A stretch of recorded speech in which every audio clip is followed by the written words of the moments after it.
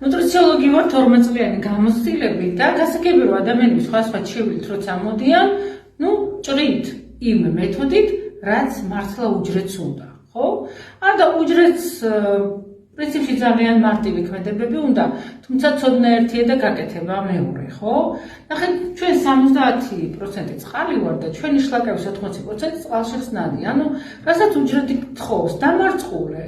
და წყალი ზოგადად არა მარტო დარწყულების, ზოგადად გასაწნედად ჭირდება მათ შორის.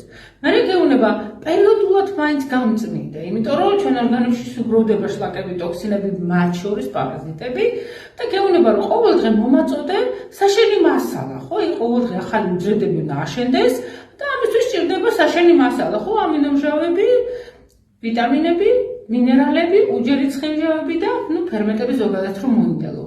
თუ ამას აკეთებ, უკუგება არის ფანტასტიკური და ვარ ცუდ ჯანმრთელები.